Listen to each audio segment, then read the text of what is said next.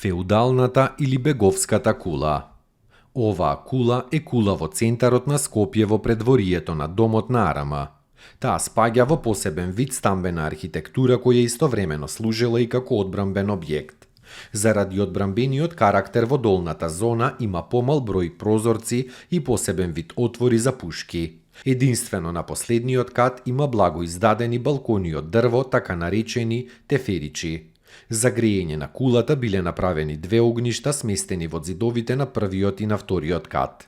Третиот кат се затоплувал од оджаците кои поминувале низ него. Скалите кои водат низ кулата се сместени во дебелите камени зидови чија широчина изнесува 1,45 метри.